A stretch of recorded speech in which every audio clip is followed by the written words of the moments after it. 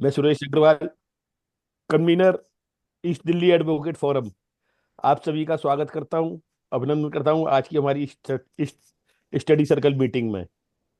बहुत दिनों से ड्यू थी, काफी टाइम से, पर सिल्टक बार के इलेक्शन आ गए, नहीं हो पाई। पर राकेश जी ने प्रयास किया।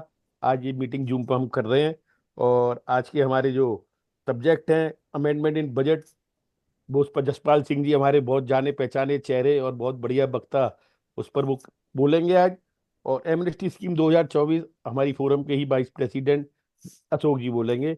और आगे की कार्रवाई के लिए मैं वाइस प्रेसिडेंट साहब श्री राकेश कुमार जी को माइक हैंड ओवर करता हूँ, और बाकी स्पीकर का परिचय वगैरह जैसे भी मीटिंग चलानी है राकेश जी ने, राकेश जी को सौंपता हूँ मैं। Thank you Suresh ji. अ, यहाँ पे मोरलेस जितने मेंबर्स अभी लॉग इन हुए हैं उसमें मैं देख पा रहा हूँ कि सारे के सारे अपने ईस्ट दिल्ली एडवोकेट फोरम के ही मेंबर्स हैं। कुछ एक दो तीन मेंबर्स दिख रहे हैं जो advocate east Delhi advocate forum के मेंबर्स नहीं हैं। तो मैं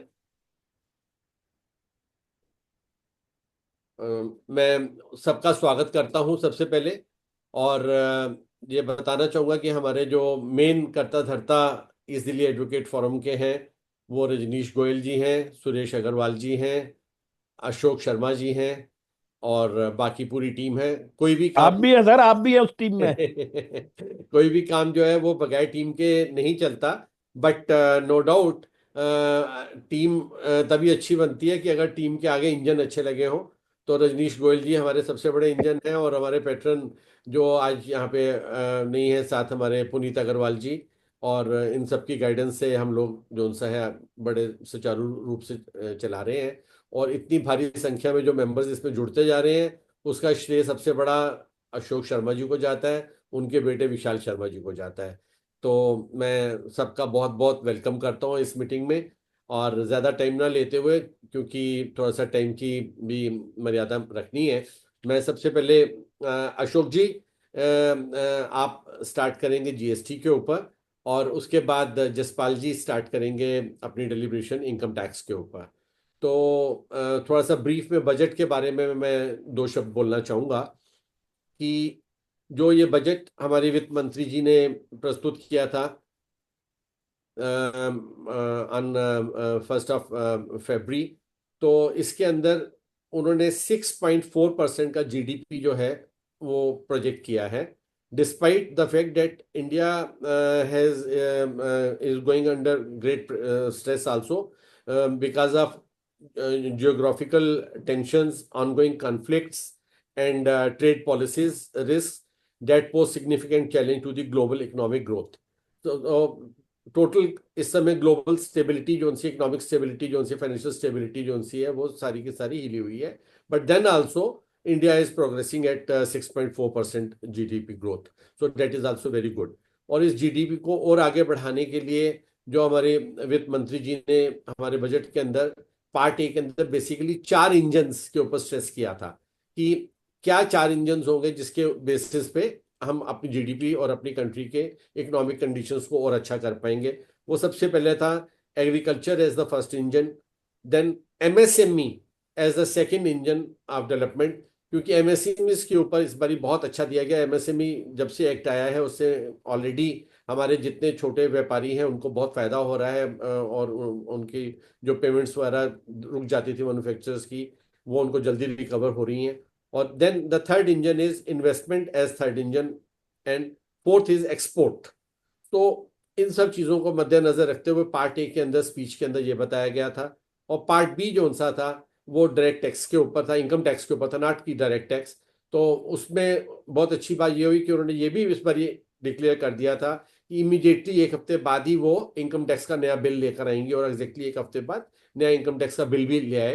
तो आज तो हम सिर्फ बजट के जो है उसके ऊपर चर्चा करेंगे, और इसके बाद जल्दी से अपनी सेल्सियस बार के इलेक्शन जब हो जाएंगे तो हम नेक्स्ट सेशन जो उनसे इनकम टैक्स बिल्स के ऊपर रखेंगे।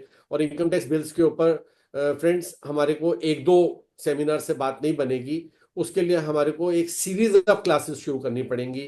तो वो मैं मतलब आप लोगों को यही कह रहा हूँ कि you should be geared up. हम अप्रैल ऑनवर्ड जो उनसे इनकम टैक्स बिल के ऊपर, रादर मार्च 15 मार्च के बाद इनकम टैक्स बिल्स के ऊपर रेगुलर कोई ना कोई सीरीज शुरू करेंगे, चाहे हर हफ्ते क्लासेस हो फिजिकल या जूम के ऊपर, जैसा आप लोग कहेंगे। तो मैं एक अशोक जी जो हमारे ईस्ट दिल्ली एडवोकेट फॉर्म के प्रेसिडेंट हैं, ये बहुत अच्छे जाने माने एडवोकेट भी हैं। He is doing good practice of direct and indirect taxes both. और हमारी सेल्सियस बार के पूर्व प्रधान भी रह चुके हैं। और उनके साथ मुझे मतलब बहुत टाइम से एसोसिएट हूँ मैं उनके साथ, व्यक्तिगत रूप से भी और प्रोफेशनल रूप से भी। तो मतलब he is a man of a great principles and stature. तो मैं ज़्यादा टाइम ना लेते हुए अशोक जी से रिक्वेस्ट करूंगा कि वो अपनी डेलिब्रेशन जीएसटी के ऊपर शुरू करें। और उससे पहले बस थोड़ा सा मैं ब्रीफ जीएसटी की एमनेस्टी स्कीम के ऊपर वो करेंगे। आप लोगों को सब पता ही है 128A सेक्शन नया इंट्रोड्यूस हुआ था जीएसटी एमनेस्टी स्कीम के ऊपर। और उसके अंदर 2017-18, 18-19 और 2019-20 तक की जितने असेसमेंट सेक्शन 73 के अंदर जो डिमांड्स निकली थी, उसके ऊपर एमनेस्टी स्कीम के बारे में है कि आप टैक्स जमा करा दें, इंटरेस्ट और पेनल्टी का वेवर हो जाएगा। कैसे होगा, कौन से फॉर्म भरने होंगे और क्या उसकी टेक्निकलिटीज हैं, वो सब अशोक जी आपको बताएंगे। Over to Ashok ji. Thank you very much, Rakesh ji, for your kind words. Respected Chief Patent of the East India Advocate Forum, Sri Rajesh Goyal ji, in absentia, Chairman Sri Puneet Agrawal ji, Convener of the East India Advocate Forum, Sri Suresh Agrawal ji, and Vice President Dr. Rakesh Kumar ji, who has convened the meeting today. Sir, thank you very much and for choosing me as a speaker on my own platform. I am highly obliged for this. Sir आपसे Topic बढ़िया और assigned मेरे to को me, मिला नहीं, इसलिए आपको हमने चुना। sir. Topic assigned to me is the amnesty scheme under GST. Friends, the introduction of GST, Section 128A, as Rakesh said, in the CGST Act marks a significant step in simplifying tax compliances and resolving long-standing disputes under GST framework. The section offers taxpayers a valuable opportunity to waive interest and penalties on certain tax demands raised for the year 2017-80, 2018-90, and 2019-20, as Rakesh said. This waiver scheme is part of the government's ongoing efforts to reduce tax-related disputes and provide relief to taxpayers facing prolonged litigation and payment delays. For that, a new section introduced, Section 128A, which allows taxpayer to get waiver of interest and penalties on tax demands raised under Section 73. Please note my word, Section 73, if the full tax is paid by the prescribed deadline, for which the government has come with the notification number 21/2024. It is dated October 8, 2024. Then they issued GST circular number 238/32/2024 that was issued on October 15, 2024. After that, a rule was prescribed. The rule was prescribed, rule is 164. Rule prescribe the procedure and conditions for closure of proceedings under Section 128A in respect to demand issued under Section 73. This rule was inserted by CGST Second Amendment Rules 2024 on dated 1st November 2024. After that, a GST advisory was issued on November 8, 2024. उसके बाद they released the FAQ. Recently, they issued a instruction, which is CBIC instruction number 02/2025 GST dated 7th February 2025. That instruction was issued for the procedure to be followed in the department appeal filed against interest and penalties only related to Section 128A of the CGST 2017.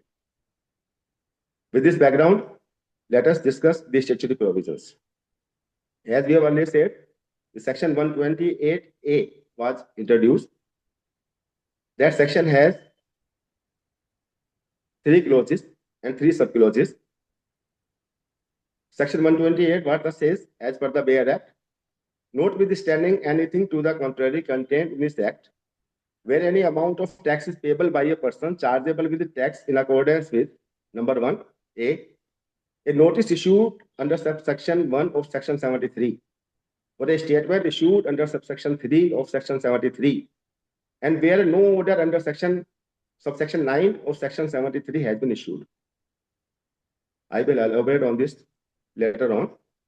Second, B, an order passed under subsection 9 of section 73 and where no order under subsection 11 of section 107 or subsection 1 of section 108 has been passed. This is the second. Third one, an order passed under subsection 11 of section 107 or subsection 1 of section 108 where no order under subsection 113 of section 1 is passed. These are the three circumstances pertaining to the period from 1st July 2017 to 31st March 2020 or at part thereof, and the said person pays the full amount of tax payable as per the notice or statement or the order referred to in clause A to C, as the case may be, on or before the date as may be notified by the government. This was the Bayer Act, subject to the condition as may be prescribed. Now we will discuss sub-clause wise. Discussion on first part of section 128A1. What it says?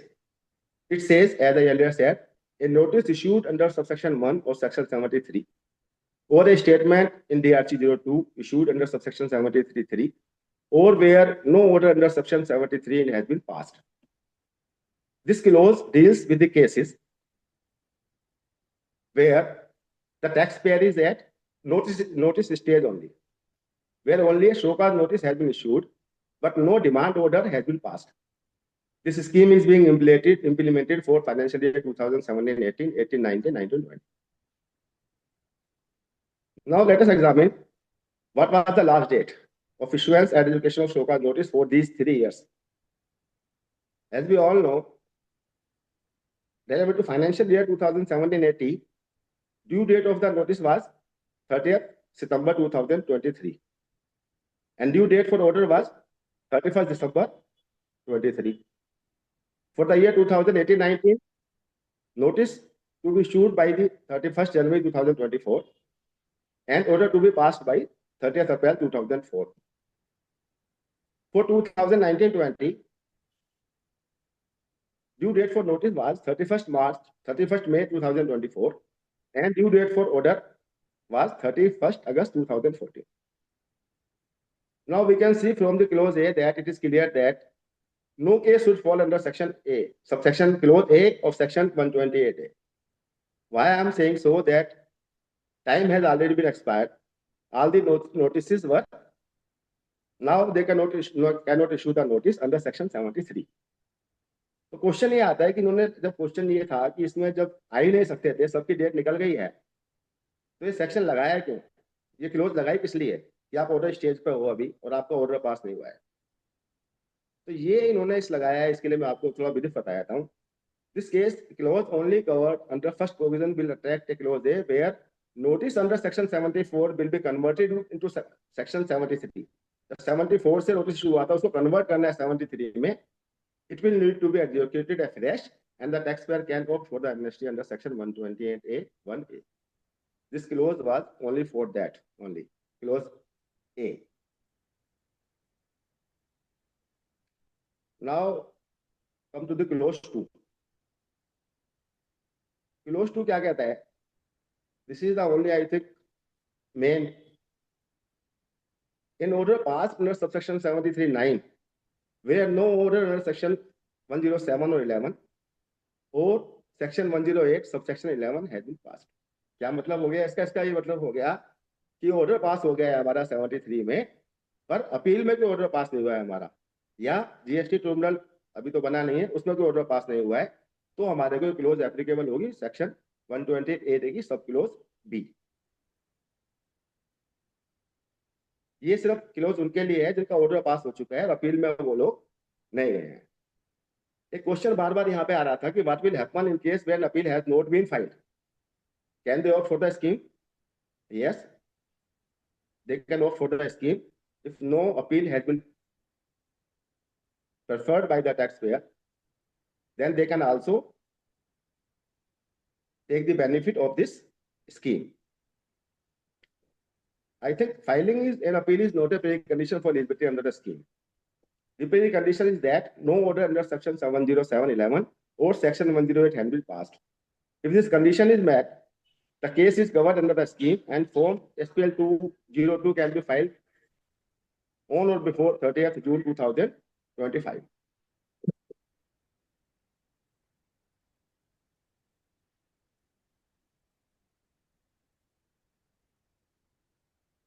नहीं, मैं कर लूंगा, इसी का कर लूंगा, इसी का कर लूंगा, यहाँ से लॉग इन। एक मिनट, पैसा रहने दो, इसी का कर लूंगा।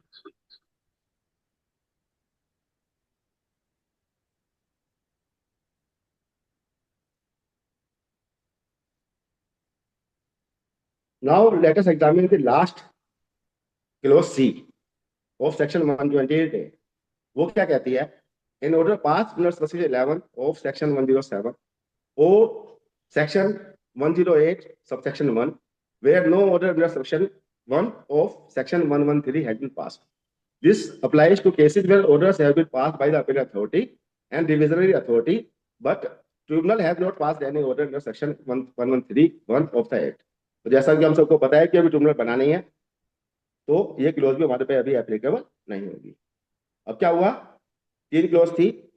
पहली क्लोज थी जिसमें हमारा नोटिस इशू हुआ है, ऑर्डर पास नहीं हुआ है, वो भी 73 का जिनको है उसके लिए, 74 के लिए कन्वर्ट हुए हैं, 73 में उनके लिए है। दूसरी क्लोज मोस्ट एप्लीकेबल है जिसमें हमारे पास ऑर्डर पास हो गया है, हम अपील में गए हैं। तीसरी हमारे पास एप्लीकेबल नहीं है क्योंकि ट्रिब्यूनल में अभी कोई ऑर्डर पास नहीं हुआ, ट्रिब्यूनल अभी बना ही नहीं है। वो इसीलिए बनाई गई है, वो शायद की ट्रिब्यूनल बन जाएगा, इम्प्लीमेंटेशन स्कीम आएगी, अभी हो सकता है वो उसी के लिए होना होगा। इसके लिए प्रोविजन इन्होंने डाला है साथ में, provided that the notice has been issued under section 1 of section 74, जो मैं आपको बात कर रहा था, and an order is passed or is required to be passed by the proper officer in pursuance of the direction of the appellate authority, appellate tribunal, or a court in accordance with the provision of subsection 2 of section 75. The said notice or order shall be considered to be notice or order as the case may refer to in clause A or clause B of this section. जैसा मैंने आपको बताया था, वही provision उन्होंने बताया है कि अगर जो किसी की डायरेक्शंस पे, अपील अथॉरिटी की डायरेक्शंस पे या कोर्ट की डायरेक्शंस पे कन्वर्ट होता है तो इसके अंदर एग्जीक्यूट कर सकते हैं। 70 इसके लिए सबसेक्शन 75 स्पेशल है। अभी आपने सेक्शन 75 को पढ़ा होगा, तो सेक्शन 75 में स्पेशल प्रोविजन दिया हुआ है। और सेक्शन 75(2) क्या कहता है? व्हेन अपीलेट अथॉरिटी और अपीलेट ट्रिब्यूनल और court concludes that the notice issued under subsection 1 और section 74 is not sustainable for the reason that the charge of fraud or any willful misstatement or suppression of facts to evade tax has not been established against the person to whom the notice was issued, the proper officer shall determine the tax payable by such person, deeming as if the notice issued under subsection 1 of section 73. Clear है? ये sub section 75(2) में special provision दिया हुआ है। इसके लिए circular भी आया हुआ था, सर्कुलर है 185/17/2022 डेटेड 27 दिसंबर 2022 में आ गया था। Clarifies that if a so-called notice issued under section 74 was issued for multiple financial year and where notice had been issued before the expiry of time, ये भी एक ध्यान करने वाली बात है राकेश जी, इसके अंदर ये बड़ा इंपॉर्टेंट है। एक्चुअल में ये सर्कुलर आया था, इसमें इसको दोबारा पढ़ते हैं एक बार। सर वो कहता है कि show cause notice issued under subsection 1 और section 74 was issued for a multiple financial year and where notices had been issued before the expiry of time period under subsection 73(2) for the one financial year, but after the expiry of the said due date for the other financial year, that the amount payable in terms of section 73 shall be determined only for the financial year for which the show cause notice was issued before the expiry of time period as specified in section 73(2). ये कहना चाह रहा है कि आपको 74 का notice आपको issue हुआ है, कई सालों के लिए, 2-3 सालों के लिए इशू हुआ है, 73 का हुआ तो 74 में, तो जो टाइम बार नहीं हुआ है 73 में, सिर्फ वही एग्जीक्यूट हो सकता है, ओरिजिनल नोटिस। अगर जो टाइम बार हो चुका है तो फिर एजुकेशन उसका नहीं हो सकता फिर दोबारा। ठीक है राकेश जी? बिल्कुल ठीक कह रहे हैं सर। अब सेकंड प्रोविजन है इसका, सेक्शन 128 का, जो मैंने आपको बताया डिपार्टमेंट अपील के लिए, provided further that the conclusion of proceedings under this subsection in case when application is filed under section 3 of section 107 appeal by the department, शोर में बोल देता हूँ इसको, appeal by the department against the order of the proper officer. अगर जो department appeal में जाता है प्रॉपर ऑफिसर के आगे ऑर्डर के अगेंस्ट, या अपीलेट ट्रिब्यूनल में जाता है, या कोर्ट में जाता है, हाई कोर्ट में जाता है, या सुप्रीम कोर्ट में सेक्शन 118 में जाता है, उन सब केसों के अंदर इन्होंने क्या कहा है, shall be subject to the condition that said person pays the additional amount of tax payable, if any, in accordance with the order of the appellate tribunal, appeal tribunal, court, revision authority, as the case may, within 3 months from the date of the said order. तो क्या करना है आपको, उसके जब उसका final appeal department की appeal खत्म हो जाएगी, उसके बाद आपको पेमेंट करनी है जो एक्स्ट्रा बनेगी आपकी।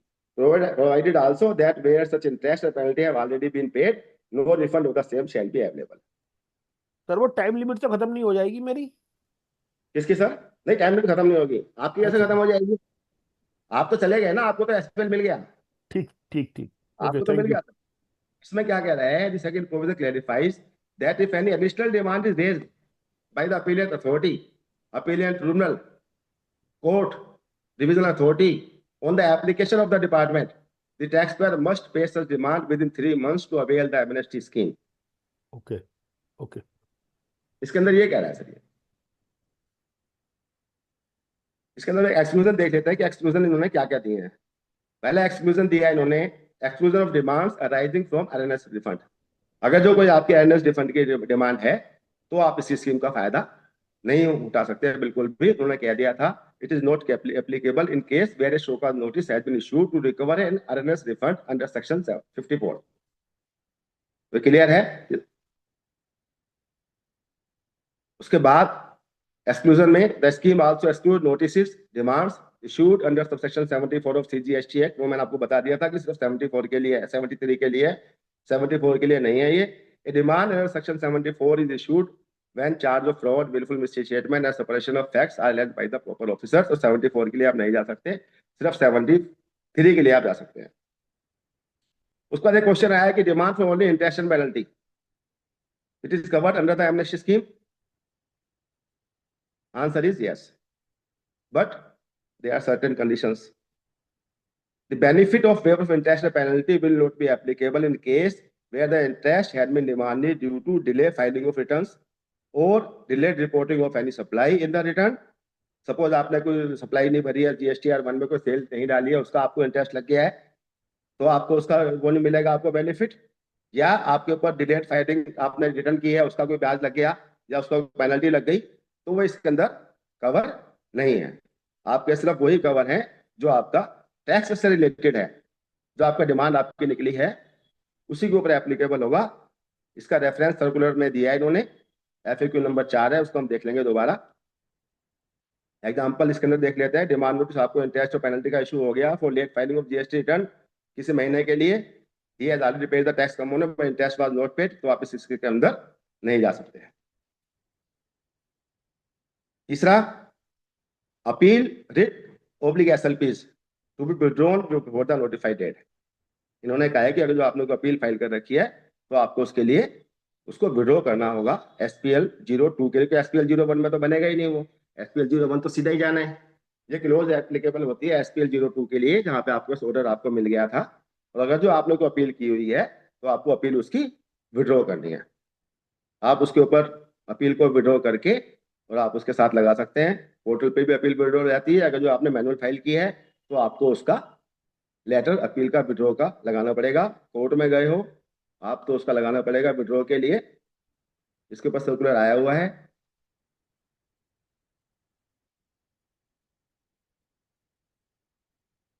आप उसके साथ एप्लीकेशन के साथ लगा सकते हैं विड्रॉल के लिए।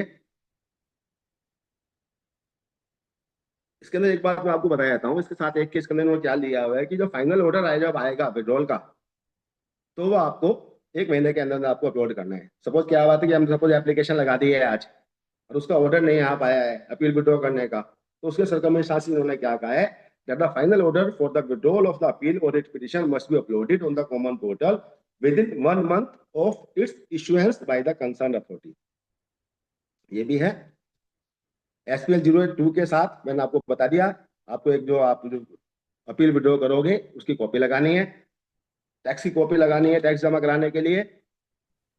बाद में जब आपका विड्रॉल का ऑर्डर आ जाएगा उसको 1 महीने के अंदर देना है।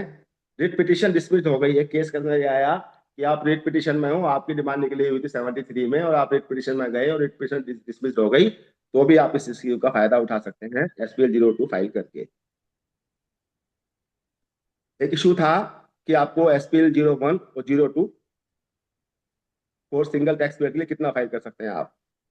तो उसके लिए इन्होंने ये कहा है कि क्योंकि GST के अंदर क्या है कि GST के अंदर कोई बार नहीं है, 1 साल के अंदर आपको 2 या 3 भी आपको ऑर्डर DRC 07 के मिल सकते हैं, DRC 01 भी आपको मिल सकते हैं। GST के अंदर ऐसा कोई बार नहीं है कि पूरे साल का एक असेसमेंट हो गया तो आपको आपकी कहानी छूट गई, आपको कुछ नहीं रहेगा। उसके बाद भी आपको 73 अलग अलग इश्यूज के ऊपर इशू हो सकते हैं, 73 का नोटिस। तो उन्होंने उसके लिए क्या कहा है, the application in form SPL 02, 01 और 02 specific to each notice and order, not to a particular tax period. तो जितने नोटिस आपके पास आएंगे उन सब के लिए आपको अलग अलग फाइल करना पड़ेगा।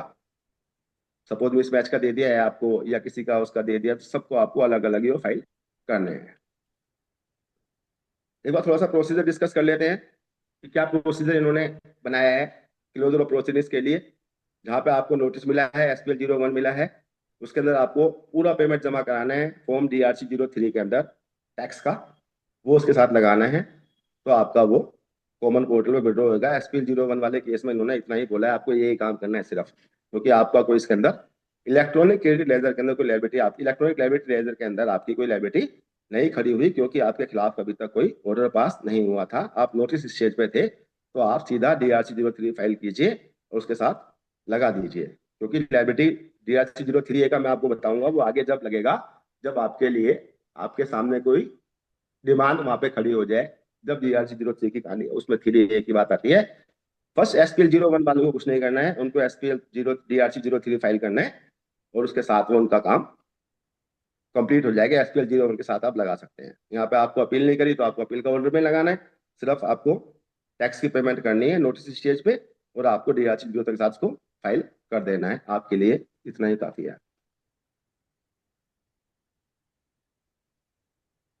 दूसरे जो है मैंने आपको बताया था केस 2 के अंदर, उसके अंदर डिमांड ऑर्डर आपको इशू हो गया 73 में, अपील फाइल हो गई है नहीं हुई है। अपील फाइल हुई है, अपील अगर जो फाइल हुई है तो आपको अपील का उसका डॉक्यूमेंट लगाना है विड्रॉल का।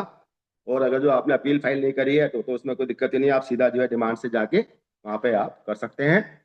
अपील फाइल की है तो आपको उसकी विड्रॉल की एप्लीकेशन जो भी आपने अप्लाई की है उसको लगानी है आपको, उसके साथ SPL 02 के साथ लगाना पड़ेगा आपको। पेमेंट का इसके अंदर यह है, करंट पेमेंट आपको SPL 02 के साथ करनी पड़ेगी। उसके अंदर इन्होंने क्या कहा है कि आपने DRC 03 फाइल किया है तो आपको 03A DRC 03 से आपको उसको उससे एडजस्ट करना है जो आपकी इलेक्ट्रॉनिक लायबिलिटी रजिस्टर में एंट्री खड़ी है।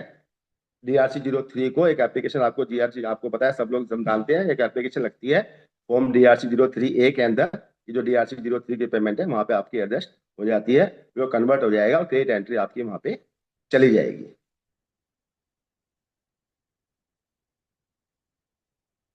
उसके बाद मैं आपको बता देता हूँ इसके अंदर, हाँ एक बड़ा इंपॉर्टेंट क्वेश्चन है, सोलह सर इसके चार अंदर सोलह जो पाँच पेमेंट सोलह छह DRC सर जो पेमेंट DRC 3 में करनी है वो कैश लेजर से ही भी कर सकते हैं ना हम, क्रेडिट लेजर से, और सॉरी, कैश क्रेडिट सब कर सकते हो, कोई अलावा सब कर सकते हैं। कर उससे भी सकते कर हैं, सकते ठीक हो है। आप, टैक्स से भी कर सकते हो, टैक्स से भी कर सकते हो, मैं अभी बता दूंगा आपको आगे। जी जी। एक क्वेश्चन बहुत बढ़िया है, सेक्शन 16(4), 16(5), 16(6). जैसे कि हम सब लोग जानते हैं कि 16(4) में डिमांड नहीं थी, टैक्स अवेलमेंट की टाइम लिमिट थी, वो लोगों ने अवेल नहीं कर पाए थे, तो उन्होंने एक प्रोसीजर निकाल दिया था और उसके अंदर बता दिया था कि आप इसके अंदर 16(4) का आपको बेनिफिट मिल जाएगा। उसके लिए अलग से उन्होंने एक सेक्शन निकाला था।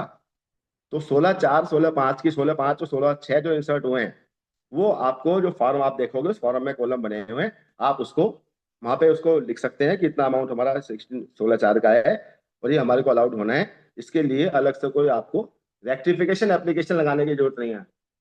आपको ध्यान होगा कि अगर जो आप 16(4) का बेनिफिट लेना चाहते हैं ऑर्डर पास होने के लिए, तो आपको अगर जो आप MS स्कीम में नहीं जा रहे हैं तो आपको रेक्टिफिकेशन एप्लीकेशन लगानी थी प्रॉपर ऑफिसर के पास कि ऐसे ऐसे ये जी हमारे ऑर्डर पास हुआ था और ऐसे ऐसे हमने जो है ना, क्योंकि गवर्नमेंट नोटिफिकेशन निकाल दिया now we are eligible to take the tax input tax credit तो हमारे को इसका बेनिफिट दिया जाए। पर इन्होंने इसके अंदर स्पेशल प्रोविजन डाला है कि इसके लिए आपको अलग से कोई भी स्पेशल प्रोसीजर नहीं कराना पड़ेगा, और इसके लिए आप इसके अंदर सीधा आप उसका बेनिफिट ले सकते हो। तो इन्होंने, ये मैं आपको एक छोटा सा सेक्शन बता देता हूँ जिसमें इन्होंने इसका इस्तेमाल किया है। यहाँ पे एक सेक्शन है जो सरकार यूज करती है, section 148, special provision for certain processes. The government may, on the recommendation of the council and subject to such condition and safeguard as may be prescribed, notify certain classes of registered person and the special procedures to be followed by such person, including those with regard to registration, furnishing of return, payment of tax, and administration of such person. ये एक section है 148 इसका इन्होंने इस्तेमाल किया है यहाँ पे। और स्पेशल प्रोसीजर जो है इनका बता दिया गया है कि जो SPL 012 फाइल कर रहे हैं उनको रेक्टिफिकेशन एप्लीकेशन फर्निश करने की जरूरत नहीं है अलग से, वो सब इसमें एडजस्ट हो जाएगा। उसके बाद हम देख लेते हैं पेमेंट ऑफ टैक्स। वो मैंने आपको बता दिया, आपको DRC 01 भरना है उसके लिए, और DRC 03, और जिसका DRC 03 भर गया है वो, उसमें अगर जो आपका ऑर्डर हो गया है तो आपको अपनी लायबिलिटी एडजस्ट करनी है।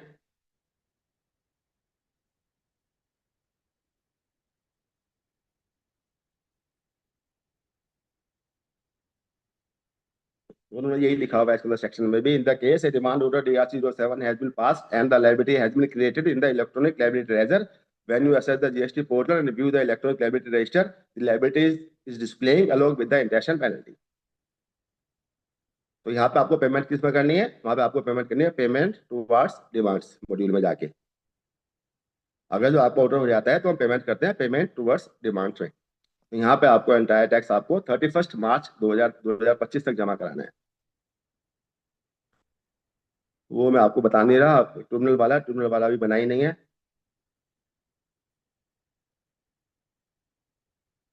उसके बाद मैं आपको बता देता हूँ सीधा जाके, वो एक रूल है, किसी को नोट करना है तो रूल नोट कर दिए 142(2)B, जो उन्होंने बताया है किस तरीके से DRC 03 को GRC 03A में कन्वर्ट करना है।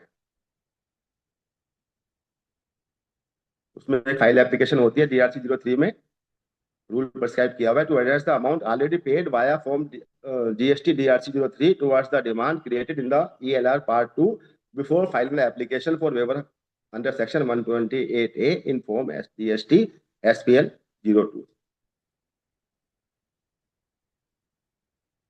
ये आपको इंश्योर करना है कि आपकी पेमेंट वहाँ एडजस्ट हो जाए DRC 03 में जो आपने पेमेंट कर रखी है। फॉर्म्स मैं आपको बता देता हूँ, वो ब्रीफ में एक फॉर्म है SPL 01 जहाँ पे एप्लीकेशन लगनी है सिर्फ उन केसों के लिए जहाँ पे आपको सिर्फ अभी तक नोटिस इशू हुआ है।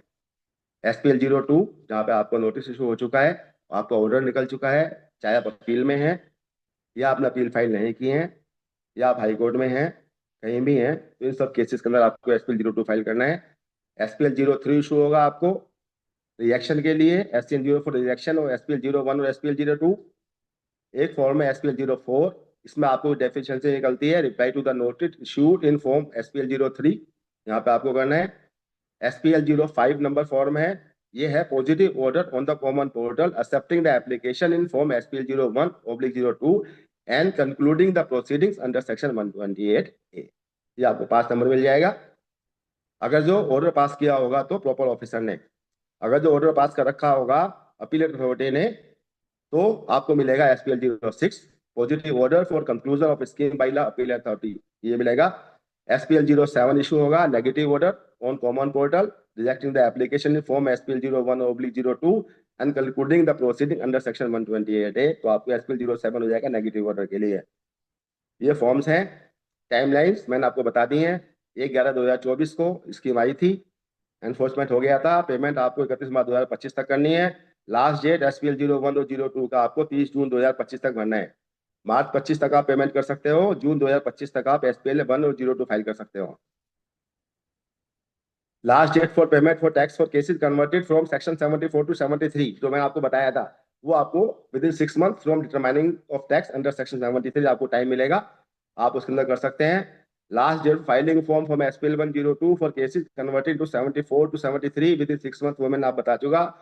Payment of additional tax in case of department appeal within 3 months from the date of said order. Department appeal में गया हुआ था, बाद में ऑर्डर आया है, तो आपको 3 महीने के अंदर करना है. और submission of order for withdrawal by the authority, appeal, जो अपील का मैंने आपको बताया था कि अपील की विड्रॉल की जो है वो आपको 1 महीने के अंदर अंदर एसपीएल आपको मिल जाता है, उसके भी 1 महीने के अंदर आप उसको फाइल कर सकते हैं. उसके बाद मैं आपको बता देता हूँ मोटी मोटी बातें इसके अंदर. 1 मंथ का मैंने आपको बता दिया. पेमेंट प्रोसेस मैंने आपको बता दिया. 120 DRC 03 करना है, DRC 03 के अंदर उसको अरेस्ट करना है. उसके बाद मैं सीधा आपको एक डीमिंग प्रोविजन बताया था, ये बहुत अच्छा किया इन्होंने. डीमिंग प्रोविजन क्या है?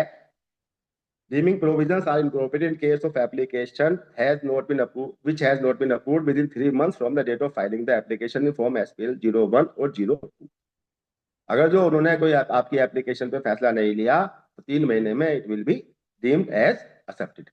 The order in form GST SPL 05 or form SPL 07 must be issued within the time period prescribed in sub rule 13 of rule 164 as per sub rule 14 of rule 164. If no order is issued within the time limit prescribed in sub rule 13, the application filed in form GST APL 01 or form GST APL 02 as applicable shall be deemed to be approved, and the order in form GST APL SPL 05 approving the application shall be made available on the common portal. इन्होंने बहुत अच्छा किया है, क्योंकि GST में क्या होता है कि अपील डाल दी हमने, उसको फैसला ही कोई नहीं लेता है. तो यहाँ पे 3 महीने का टाइम दे दिया कि 3 महीने के अंदर अंदर सरकार ने फैसला नहीं लिया तो it will be deemed approved.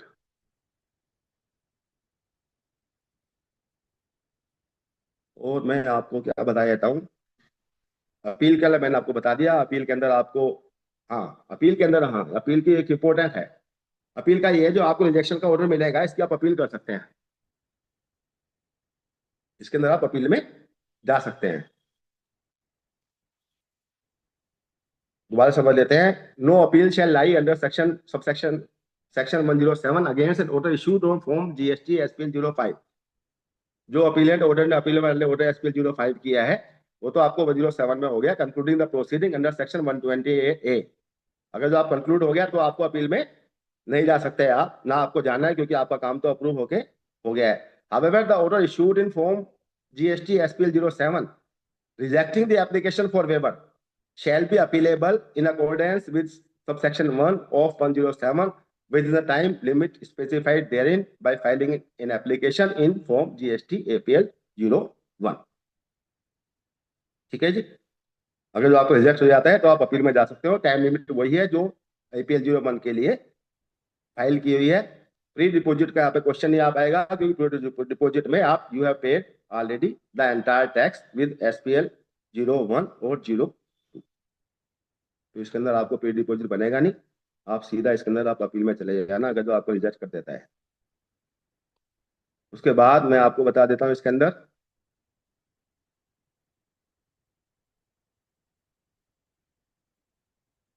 उसके अंदर यही लिखा हुआ है कि अपील आपका हो जाएगा तो जो है आपको वो आपको मॉडिफाई कर देगा.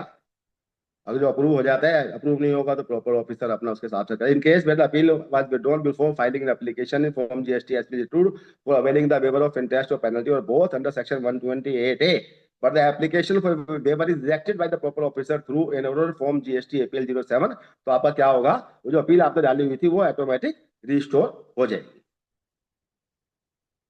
क्लियर है? आपके पास ऑर्डर आया, आप अपील में चले गए, आपने अपील विड्रॉ करने के लिए एप्लीकेशन डाल दिया, आपने SPL 01 02 फाइल कर दिया, बाद में पता लगा कि वो रिजेक्ट हो गया. अगर जो रिजेक्ट हो जाता है तो आपकी जो ओरिजिनल अपील है वो ऑटोमेटिक रिस्टोर हो जाएगी. राकेश जी, राकेश जी मेरी आवाज सुन रहे हैं? जी जी अशोक जी. सर कुछ करेक्शन हो तो बताते हैं ना सर, साथ नहीं साथ नहीं मेरे को. बिल्कुल ठीक है सर, परफेक्ट. कुछ FAQ आए हुए हैं, ज्यादातर FAQ मैंने आपको बता दिए हैं. एक FAQ जो इम्पोर्टेंट 2-3 FAQ है वो हम डिस्कस कर लेते हैं बस, क्योंकि राकेश जी ने मेरे को बड़ा सीमित समय दिया है. जसपाल जी को बोलना है बहुत अच्छा टैक्स उसके ऊपर. कोई स्पीकर है हमारे, जसपाल जी, रिनाउंड स्पीकर है इनकम टैक्स पे. हाँ एक क्वेश्चन ये आया कि where amount recovered by the tax officers as tax due from any other person on behalf of the taxpayer against a particular demand can be considered as tax paid toward the same for the purpose of section 128A। इसका मतलब यह है कि suppose firm पे demand निकाली गई है और वो डिमांड इन्होंने पार्टनर से भी ले ली है, मीनवाइल पार्टनर से रिकवर कर ली है, तो वो भी इन्होंने कहा है कि नहीं, ये डिमांड, ये जो पेमेंट आपने पार्टनर ने भी करी है वो पेमेंट भी आपकी इसके अंदर मानी जाएगी, वो आपको उसका बेनिफिट मिल जाएगा। वो कहता है yes, the said amount recovered by the tax officers as tax due from any other person on behalf of the tax payer against a demand shall also be considered as the tax paid towards the said demand for the purpose of section 128A provided the same has been recovered on or before the notified date। इसका मतलब 31 मार्च से पहले पहले। काफी मैंने इसमें discuss कर लिया है एफएक्यू। एक एफएक्यू मेरे को और ध्यान आ रहा है, बस मैं वो करके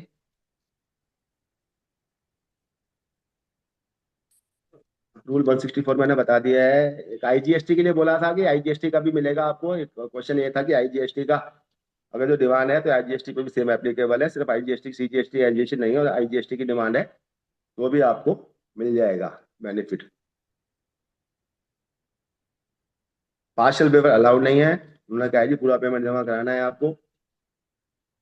मल्टीपल पीरियड्स का मैंने आपको बता दिया। उसके बाद सीधा आ जाते हैं जी एवरेज रिफंड का, मैंने आपको बता दिया। एफएक्यू में पूछा है किसी ने, इसका जवाब। उसके बाद एक एफएक्यू है,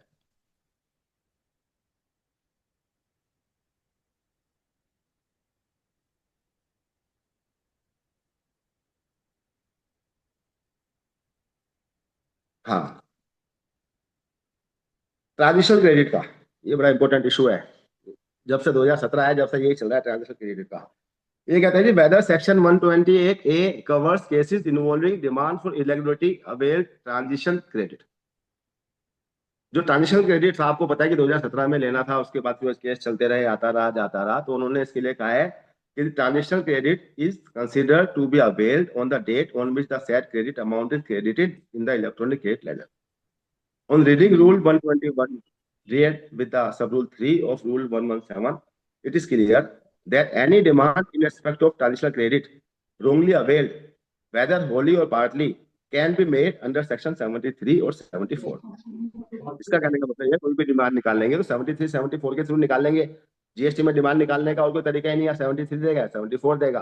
ट्रांजिशनल क्रेडिट किया है तो भी 74 देना पड़ेगा उसको। Therefore, it is mentioned that if the amount of transitional credit has been availed in the period covered under section 128A and notice for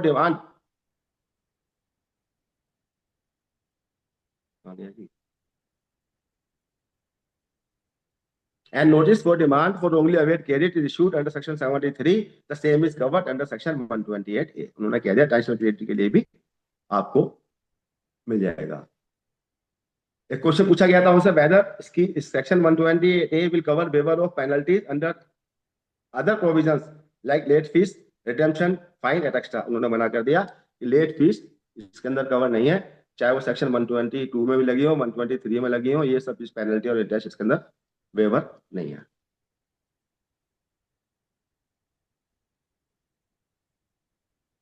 utilise जब दिनेश जी पूछे थे whether payment to avail waiver under section 128A can be made by utilising ITC, उन्होंने कह दिया कि yes, ITC से आप उसका पेमेंट कर सकते हैं।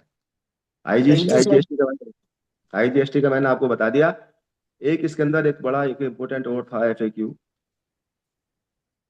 16(4) 16(2) का मैंने आपको बता दिया सारा का सारा। उसके अंदर 16(4) 5 6 जो भी सेक्शन है उसके अंदर आपको अलग से प्रोसीजर निकला है। डिमांड निकली है तो फॉर्म में उसके अंदर उसको बाइफिकेशन करते हैं, फॉर्म देखोगे आपको उसमें मिल जाएगा। सेपरेट एप्लीकेशन उसके लिए रेक्टिफिकेशन के लिए आपको नहीं लगानी है। एक एफएक्यू और देख रहा था मैं, वो था कस्टम के ऊपर, कहाँ मिस हो गया।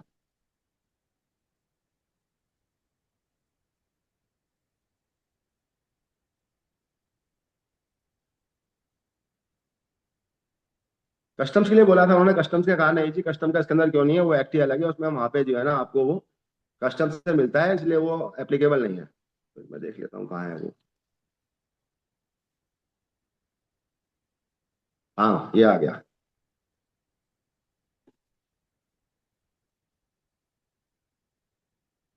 whether the benefit of waiver under section 128A be availed qua import IGST payable, जो import के IGST payable है under the custom act, आपको पता है जो import का IGST act वो जाता है, जो आपको IGST जाता है वो कस्टम एक्ट में जाता है। उन्होंने कहा no in such cases demand is not issued under section 73 of the CGST act but it is issued under the provision of Customs Act 1962 and therefore such cases are not covered under waiver of interest or penalty or both under section 128A। तो राकेश जी ने मेरे को आधे घंटे का time दिया था, मैं समझता हूँ कि मैंने इसको मोटा मोटा कवर कर लिया है। किसी का कोई क्वेश्चन इसके अंदर अगर जो है तो आप बता सकते हैं, वो मैंने आपको सारा उसका बता दिया। कौन कौन से नोटिफिकेशंस हैं, कौन कौन से सर्कुलर हैं, उनको आप दोबारा एक बार नोट कर लेना। वही इसमें सारा आपको पढ़ने हैं, जहाँ पे आपको डाउट होगा आप वहां से देख सकते हैं। नोटिफिकेशन मैंने आपको बता दी 21/2024 की 8 अक्टूबर की निकली हुई है। जीएसटी सर्कुलर 238/32 2024 15 अक्टूबर का निकला हुआ है। रूल 164 इन्होंने इंसर्ट किया था 1/11/2024 को। उसके बाद जीएसटी की एडवाइजरी आई थी 8 नवंबर 2024 को। उसके बाद procedure to be follow department appeal का इन्होंने अभी रिसेंटली निकाला है 7 फरवरी 2025 को। तो यही है। With these words I thanks to this to the joinees and to Rakesh ji for giving me the opportunity. Rakesh ji कहाँ हैं? हाँ जी sir, I am Rakesh ji here. धन्यवाद आपका बहुत बहुत, मैंने जितना कोशिश कर सकता था sir. Thank you very much Ashok ji. आपने बहुत अच्छे तरीके से एमनेस्टी स्कीम के बारे में सारा अपने विचार दिए और सबको समझाया। We are grateful to you. और जहाँ तक टाइम की बात है sir, I am nobody to dictate any time to you sir, you are नहीं नहीं सर, प्रेसिडेंट ऑफ तो द टाइम की आपका ईडीएफसी। जाता वगैरह का ध्यान रखना है तो मेरे मैंने को तो बिल्कुल आधे मेरे को घंटे के तो अंदर ही शुरू से जितना। एक समय सीमा दी गई थी कि आधे आधे घंटे के 2 लेक्चर्स करवाओ, तो उस हिसाब से मैंने जसपाल जी को भी बोल रखा था, और कोई वजह नहीं। Anyhow, thank now you very much. I am really thankful to you. अब मैं जल्दी से एक ब्रीफ इंट्रोडक्शन जसपाल सिंह सेठी जी का देना चाहूंगा। Shri Jaspal Singh Sethi is a practicing advocate. He is a commerce graduate from Delhi University and a law graduate. He is practicing since year 2006. He specializes in income tax matters and regularly argues matters before Income Tax Appellate Tribunal and various high courts of the land. And he has also argued the landmark cases such as Manmohan Kohli and Bhushan Lal Pandita on the subject of reassessment in 148.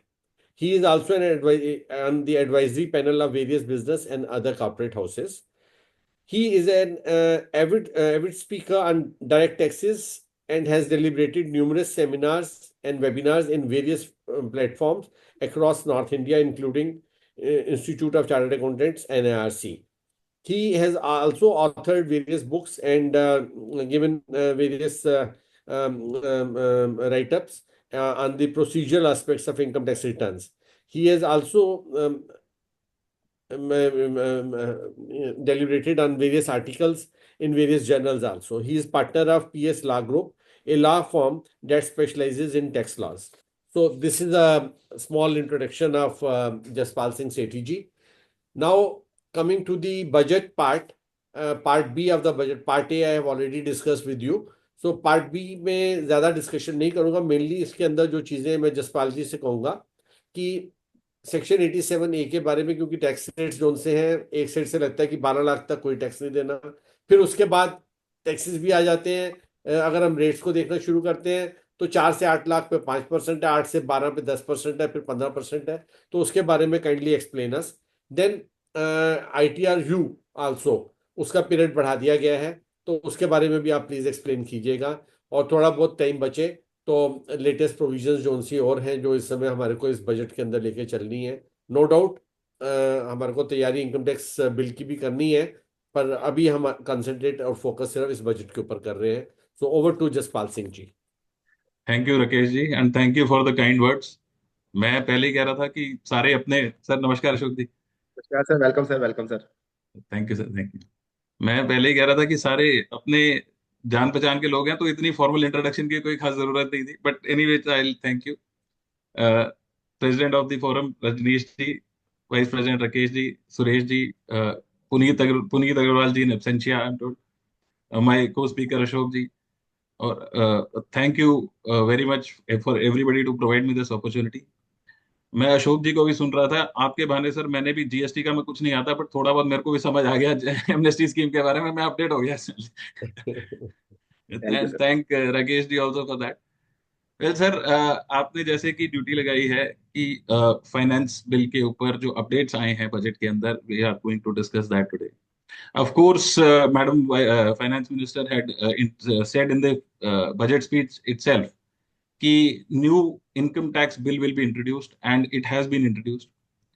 अब yes, of course we'll have to go deep into the study of the new income tax bill, but nevertheless sir, जो budget के अंदर changes आए हैं they are no less important, because income tax bill जब introduce होगा तब होगा। अभी it has been recommended to the special committee, अभी बहुत सारे चेंजेस इसके अंदर प्रपोज होंगे। हमने भी एक छोटा सा स्टडी इसकी शुरू करी है and we have noted certain problems जहां पे प्रोबेबली एक कोरिजेंडम हमने देखा है ऑलरेडी आ भी गया, और भी कुछ प्रॉब्लम्स नजर आएंगे, तो this is going to take time. So again as Rakesh ji had said कि जो बजट के अंदर चेंजेस आए हैं और जो इस साल एप्लीकेबल होंगे आने वाले फाइनेंशियल ईयर के अंदर, they are very important and that is what we are going to discuss today. Rakesh ji, मैं रिक्वेस्ट करूंगा, मैंने एक छोटी सी पीपीटी बनाई है, आई विल शेयर दैट, तो मैं स्क्रीन शेयर कर देता हूँ, काइंडली अलाउ अच्छा, me to do that. Please please do it sir.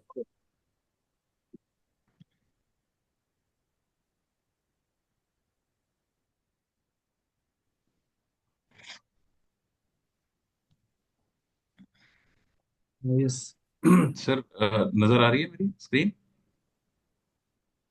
Sir open नहीं हुई अभी तक। या now it's okay. Right sir. तो सर जैसे कि आपने मेरे को पॉइंट आउट किया है कि 87A के ऊपर क्या चेंजेस आए हैं, वील बी डिस्कसिंग दैट। मैंने वो स्पेसिफिकली भी मार्क कर लिया है कि we will be discussing that. And other than that also sir, there are very very important changes. TDS को लेके बहुत सारे अच्छे चेंजेस आए हैं, यस। तो will be, I will try to cover as much as possible in the course of this deliberation. तो शुरू करते हैं टैक्स रेट से ही।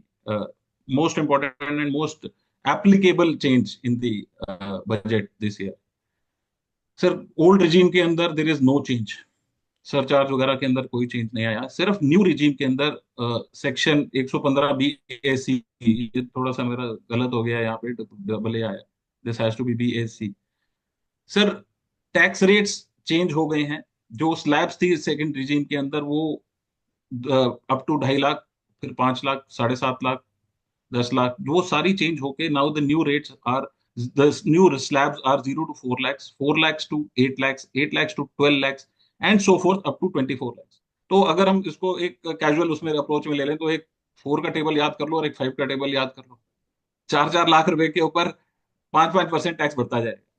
बट सर मैंने इसकी एक एनालिसिस किया, एक कैलकुलेशन करी, और आज की डेट में मैं ये समझता हूं कि अगर एक रीजनेबल बिजनेसमैन या रीजनेबल जो सैलरी हैं, जो जिनकी चेक से सारी रिसीट आती है, टैक्सेस कट के आते हैं, वो तो उनके पास तो बहुत ऑप्शन नहीं है, ऑल्दो इसका बेनिफिट बहुत अच्छा है।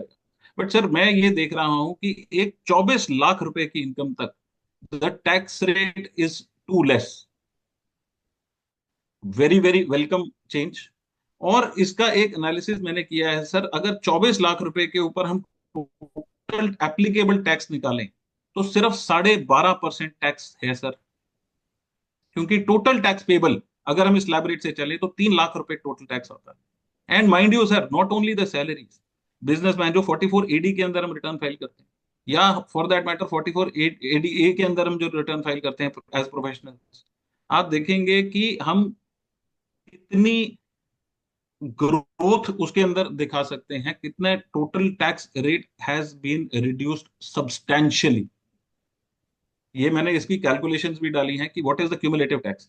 4 लाख अप टू 5% सिर्फ 20,000 पे टैक्स है, अप टू नेक्स्ट इसके अंदर यहाँ पे सिर्फ 40,000 पे टैक्स है, and applicable cumulative tax comes out to be only 60 lakh, 60,000 rupees. So ये एक चार्ट मैंने बनाने की कोशिश की है which will help everybody.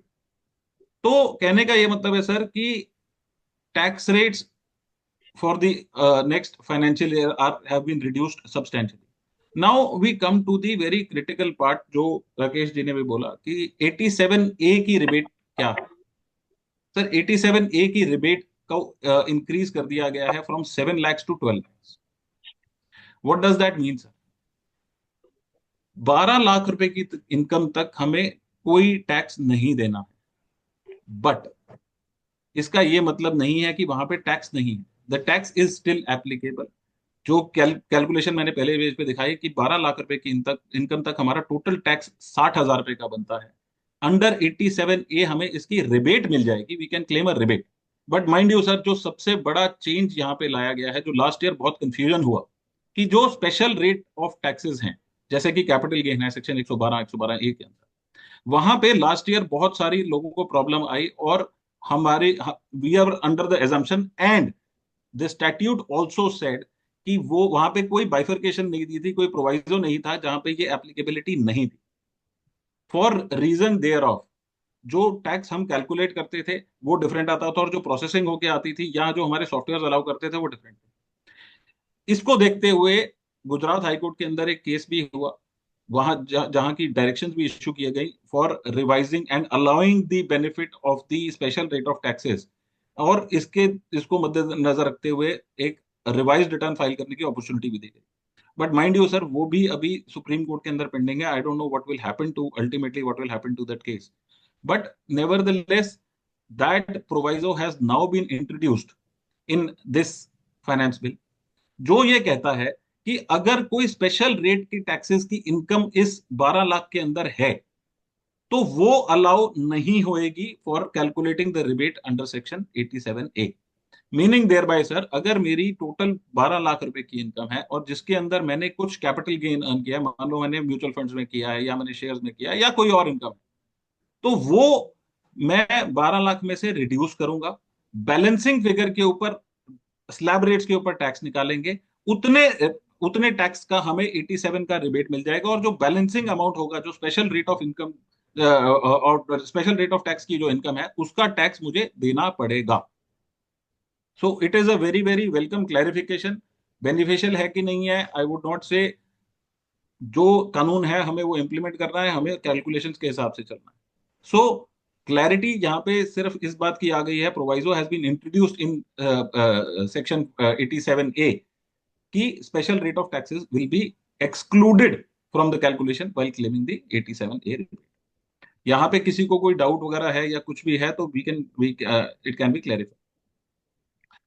Moving ahead sir, एक सैलरीज के अंदर प्रोविजन चेंज आया है, मेजर चेंज आया है, जो ये कहता है कि सर जहां जब हम सैलरीज के अंदर कोई परक्विजिट्स की टोटल बेनिफिट जो है वो टैक्सेबल होता है, उसकी एक एग्जेम्पशन लिमिट थी 50,000 रुपीज की, अगर कोई भी मॉनेटरी बेनिफिट अगर एक एम्प्लॉय को दिया जाए. सेकेंडली, अगर उनका ट्रैवल है या मेडिकल ट्रीटमेंट हो रहा है या कोई उनका या उसके फैमिली मेंबर का, तो उसकी भी परक्विजिट की जो टोटल लिमिट थी वो 2 लाख रुपए. नाउ हुआ क्या है सर कि जब भी इस, because these limits were there in the statute itself, इसके अंदर कोई भी चेंज लाना होता तो वो सिर्फ लेजिस्लेचर से या बजट से ही लाया जा सकता. Now an amendment has been brought in the finance bill 2025 which proposes and which empowers CBDT to delegate it by way of circulars and notifications. तो अगर इस ये देखा जा रहा है कि ये लिमिट शायद इंक्रीज करी जाएंगी, एंड उसको देखते हुए ये powers have been delegated to CBDT to issue circulars and notifications for making any changes in these provisions. तो आई एम वेरी होपफुल कि ये कोई नोटिफिकेशन आने वाले टाइम में आएंगे. Sir again one very very important and welcome change, house property income के अंदर. वी आर अवेयर सर कि जो नेट एनुअल वैल्यू होती है हाउसेस की, वो एक हाउस की एग्जेम्प्ट थी, और एक एडिशनल हाउस की तब एग्जेम्प्ट थी जब by by reason of employment या प्रोफेशन हम दूसरी स्टेट में अगर रहते थे और we could not occupy that house property, तभी वो उसकी नेट एनुअल वैल्यू उसकी नील ली जाती. Sir two changes have been brought in. Number one, no reason has to be applicable. कोई रीजन देने की जरूरत नहीं है कि बाय रीजन ऑफ एम्प्लॉयमेंट या प्रोफेशन या कुछ भी है, मैं शहर से बाहर रहता हूँ या कुछ और, अगर मेरे को by whatever valid reason मैं अपनी अपनी प्रॉपर्टी में नहीं रह पा रहा हूँ, और जैसे कि स्कूल का प्रिंसिपल है, उसको स्कूल की एकोमोडेशन में रहना है, कॉलेज का प्रिंसिपल है, कॉलेज ने एलोकेट किया हुआ है उनको घर, वॉट एवर रीजन एक दिया हुआ है कि ये आपकी अकोमोडेशन, और that person is not able to live in his own house, the net annual value of the property will be taken up as nil. And mind you sir, this is up to 2 houses. तो अगर किसी के 2 घर हैं तो उसकी total net net annual value is to be considered as nil. उसके अलावा भी कोई है तो वो हमारे जो रेगुलर प्रोविजन है 23 के, वो they will continue to be applicable. So again a very very welcome change. Sir अब आते हैं कैपिटल गेन के अंदर 3 चेंजेस आए हैं basically, it is there similar changes section 1010D के अंदर, जहाँ की यूलिप्स जो यूनिक लिंक्ड इंश्योरेंस प्लान होते हैं, या फिर हमारे जो जहाँ पे हमारे सेक्शन 1010D के अंदर एग्जेम्पशन आती थी कि जहाँ पे only the limit was the amount of investment was limited to 10%, सिर्फ वहां पे हमारे को कैपिटल गेन के अंदर एग्जेम्पशन मिलती थी। It was that the investment were treated to be capital gains investments at maturity. Sir यहाँ पे चेंज लाया गया है, सेक्शन 2 के अंदर ही चेंज कर दिया गया है, the definition of capital gains has been amended to include ULIPs और equity oriented funds. So section 214 जहाँ पे डेफिनेशन है कैपिटल एसेट्स की, वहां पे चेंज कर दिया गया है, and clarification it is settled for good कि those investments will be treated as included in as capital assets और कैपिटल गेन इनकम इस पे आए। Sir moving on to business and profession. Sir business and profession के अंदर एक very welcome step again, non residents के ऊपर जो टेक्नोलॉजी प्रोवाइड कर रहे हैं इंडिया के अंदर, उनको प्रिजम्पटिव असेसमेंट के अंदर इंक्लूड कर लिया गया है। Now any person making payment to a non resident for taking services और technology set up in India and for electronics manufacturing facility or manufacture of goods or electronic goods, वो presumptive assessment के अंदर include कर लिया गया है, and any payment to the non-resident will be taxable at the rate of only of the 25% of the total amount payable. और mind you sir, the parallel change will be is also there in section 195, जहाँ पे payment करनी है तो only जो TDS काटना है हमें मैक्सिमम मार्जिनल रेट के ऊपर, वो 25% के ऊपर ही काटना है। So one again very very good and welcome step. Sir moving on to deductions, एक और इसमें चेंज आया है, वो हम बाद में कवर अप कर लेंगे, जहाँ पे क्या कहते हैं उसको, नॉन रेजिडेंट से रिलेटेड है, दैट वो अदर अमेंडमेंट्स में लास्ट में कवर कर लेंगे। बिजनेस से रिलेटेड ही एक loss carry forward of losses का भी आया है, that I am also going to cover in the last. Sir coming to deductions, sir deductions हमें पता है इफेक्टिवली सारी डिडक्शन चैप्टर 6 की रिड्यूस हो गई है, जो जो अंडर द सेकंड रेजिम। अच्छा एक चीज जो मैं पहले भी डिस्कस करना चाहता था, in the comparison between the old regime and the new regime. Sir for practical reasons the old regime of taxes is gone. अगर आप कैलकुलेशन करेंगे, जैसे कि मैंने पहले भी कैलकुलेशन शेयर करी यहाँ पे, सर 24 लाख रुपए की इनकम तक जो टैक्स है वो टोटल 3 लाख रुपए। Under the old regime there is no change, चाहे हम जितनी भी डिडक्शंस ले लें चैप्टर 6 की, चाहे हम 80C है 80D है या जो भी है, I don't think so there is anybody who will get the benefit of taxes, lesser taxes under the old regime. सिर्फ एक चांस बन सकता है जहां पे कोई सैलरीड इनकम है और कोई एचआरए क्लेम कर रहा है, and that too substantial HRA, वहां पे जाके शायद किसी को बेनिफिट मिलेगा। Otherwise for practical purposes this old scheme is basically gone. So this probably is compulsive major जो एक गवर्नमेंट ने लेके आए हैं, जो चेंज ला रहे हैं, जो बेनिफिट दे रहे हैं, वो सेकंड regime के अंदर दे रहे हैं। So for practical purposes, the government is forcing the old regime to be obsolete. And now henceforth, अगर न्यू फाइनेंस बिल आ जाता है, न्यू इनकम टैक्स बिल आ जाता है, तो वैसे भी I think will go into the study of the same कि उसमें क्या क्या चेंजेस आते हैं। So coming back to sir deductions, now this is one deduction जो कि हमें सेकंड regime में भी अवेलेबल है, और जो एनपीएस वत्सल्य स्कीम के अंदर हमें up to 50,000 rupees was allowed to be allowed as deduction. Now sir ये एक एक्सटेंड कर दी गई है to minors also. The amount allowed as deductions would be taxable as income when it is withdrawn. But वो कब taxable नहीं होगा? In the case of death of the minor, या अगर हम उसको withdraw कर रहे हैं for certain situations such as education, treatment and disability of the minor. In that case, up to 25% of the withdrawal will not be taxable. Sir एक और national saving scheme को लेके चेंज आया है, जो इसके अंदर गवर्नमेंट ने from 29th of August 2024 interest देना बंद कर दिया.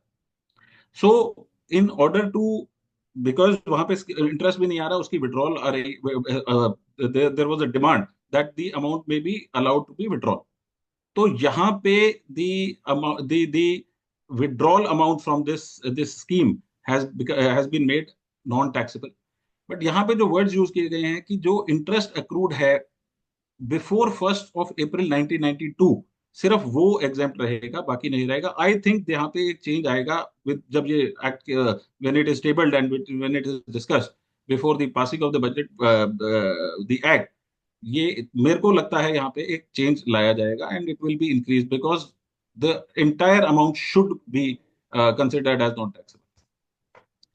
Sir one more change in business, जो डिडक्शन है, जो स्टार्टअप थे, स्टार्टअप्स को लेके there were tax exemption allowed for 3 years out of the 10 years. ये क्या लेके हैं? एलिजिबिलिटी, उसकी eligibility has been increased from the last date has been increased from 1st of April 25 to 1st of April 2030. But nevertheless sir ये change लाया गया. Now this will be continued in the new act और not, whatever it is. But जो sunset clause था up to 25 का, that has been increase to 1/4/30. तो अगर कोई एलिजिबल स्टार्टअप है और जिसने सारी कंडीशंस पूरी कर दी है एलिजिबल स्टार्टअप की, और वो अपनी सेटअप शुरू कर लेगा up to 2030, they will be covered under this deduction of 80IAC. Sir अब जो अगला बड़ा चेंज जो कि राकेश जी ने बोला था ITR-U के अंदर आया है, again sir I don't know कि this is a welcome step और नॉट. यस, एक तरह से देखा जाए तो it is a very welcome step कि आप अपडेटेड नहीं, रिवाइज्ड रिटर्न्स है एज वी कॉल हाँ इट, भैया, they are allowed to be filed. पहले ये सिर्फ up to 24 months we could file it. Now sir we can file it for 4 years. The total additional tax plus interest to be paid on the updated returns was earlier was first कौन year कर रहा हूँ? 55% and second year के अंदर up to 2 years it was 50%. Now sir it has been allowed to 4 years. अगर third year के अंदर हम करते हैं तो जो total tax payable is 60% and additional tax, mind you sir, जो हमारा एडिशनल टैक्स निकल के आ रहा है सिर्फ उसका हमें ये टैक्स एडिशनल देना है up to 60% and up to 4 years 70%. Sir अगर देखा जाए तो this is a continued amnesty scheme under income tax. तो हम कभी भी उठ के अगर हमें कोई चीज नजर आती है या कोई एक इनकम ऐसी नजर आती है या कोई चेंज हमें बाद में पता चलता है कि ये मिस हुआ हुआ है, the update ITR-U can be filed. But mind you sir, यहाँ पे एक और चेंज आया है.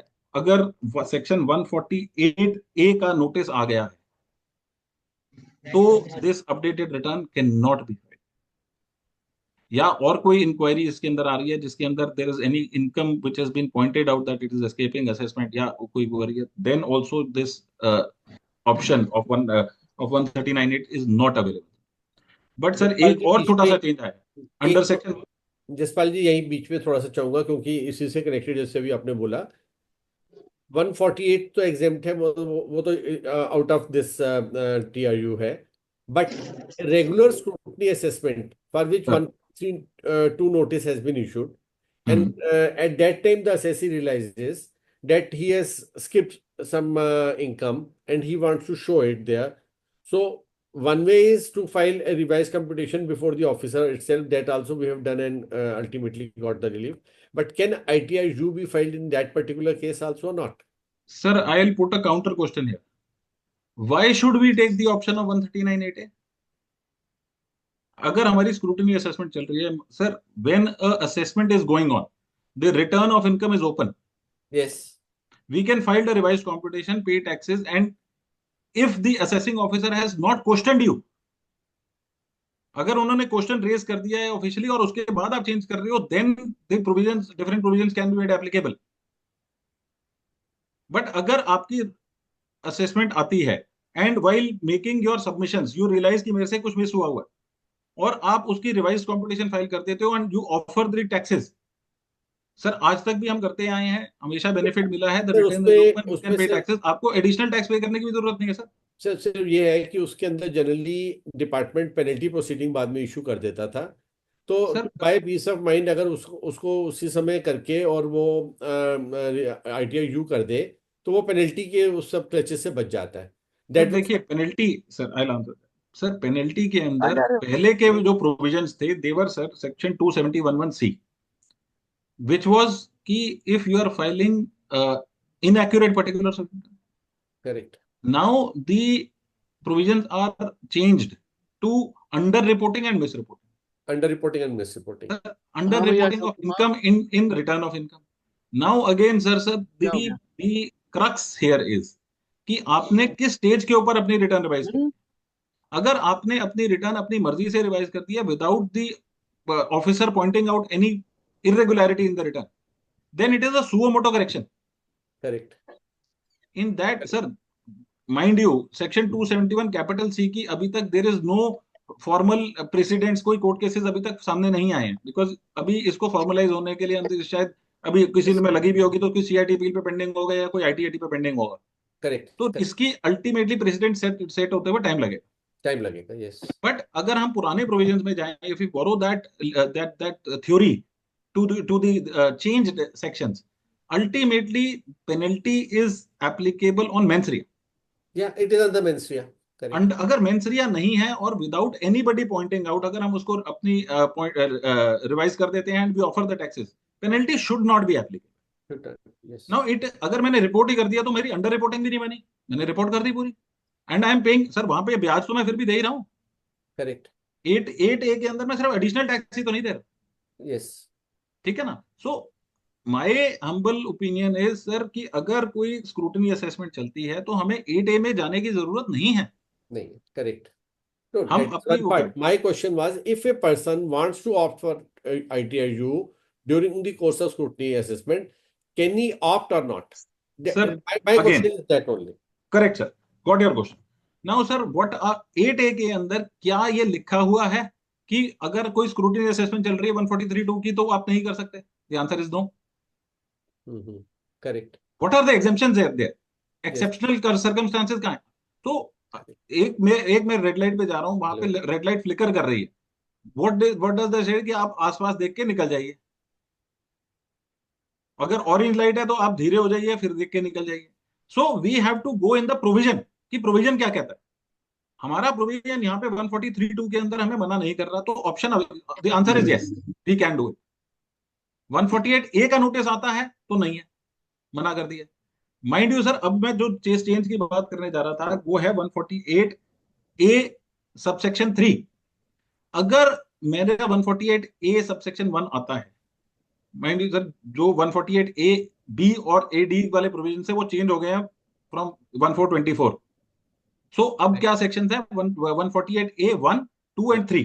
Correct. 1 के अंदर नोटिस आएगा, 2 के अंदर हमने रिप्लाई करना है, 3 के अंदर हमारा ऑर्डर आएगा, Correct. Which was parallel to 148AD.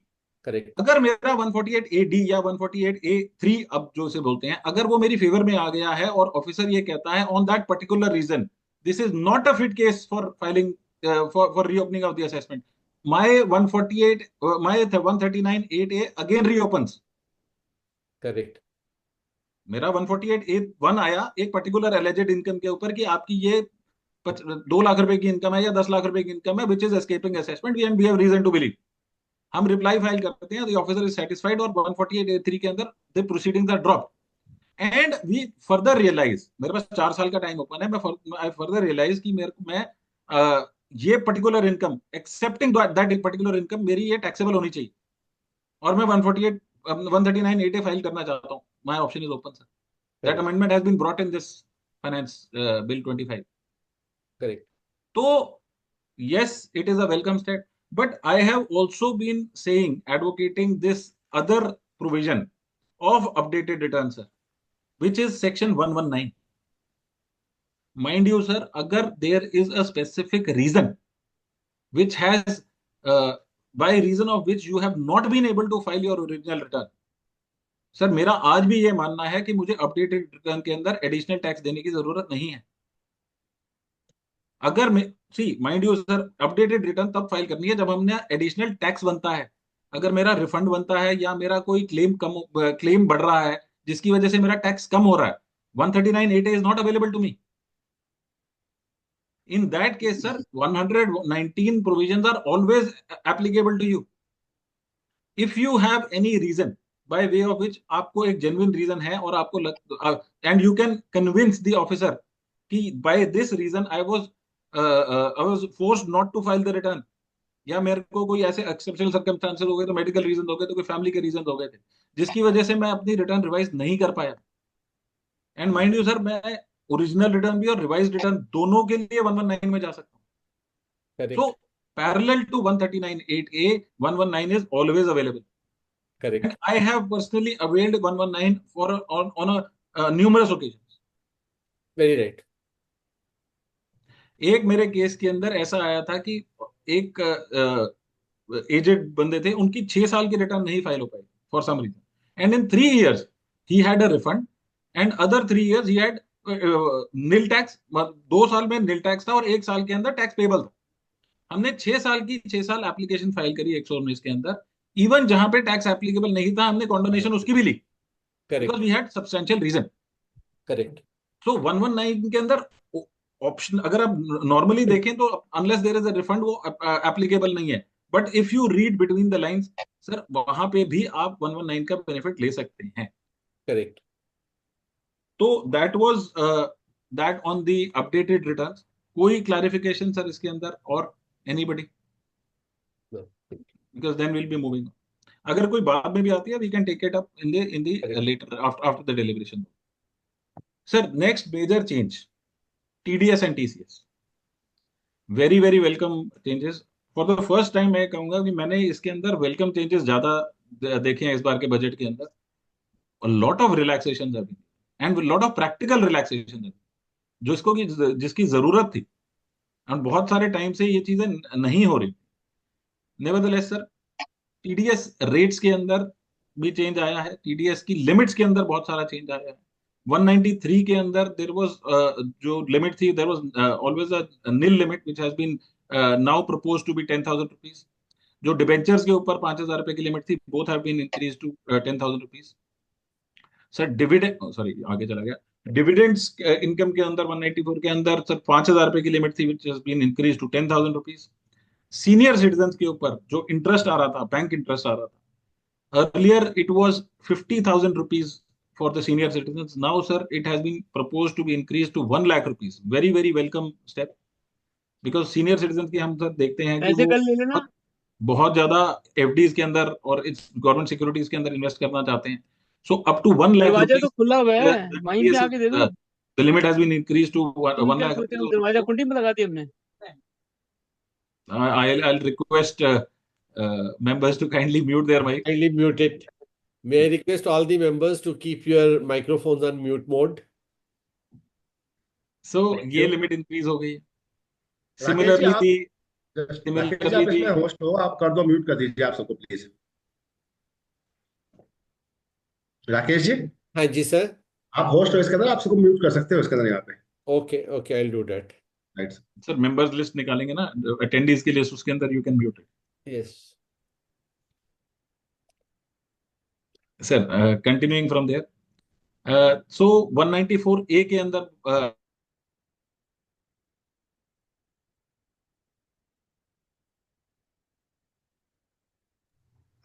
आपने इनको भी म्यूट कर दिया जी, यशपाल जी वही को वही भी। वही वही मैं इनको कर रहा हूँ, ठीक कर रहा हूँ जरा इनको। Just sir I am back. yeah, you are back. Yes. सो मैं लिमिट्स की बात कर रहे थे, इंश्योरेंस कमीशन के ऊपर, कमीशन के ऊपर चेंज आया है, प्रोफेशनल्स के ऊपर the limit has been increased. Then sir the 194I को अगर हम देखें, major change sir, from 2,40,000 rupees, the limit has been increased to 50,000 rupees. Now sir यहाँ पे मेरा एक सवाल है, क्या ये 6 लाख रुपए की लिमिट है या 50,000 की लिमिट? 50,000 की। Sir mind you, honourable finance minister on the table of the house has said 6 lakh rupees. That This is is going to create controversy. Although I am very sure, sir, it was said in a maybe it cannot be called a mistake, but the provision which is contained in the finance bill, it says, sir, 50,000 rupees per month. per month. But sir, this is a very very interesting and important change. आप देखेंगे sir, पहले 2,40,000 रुपए की limit थी।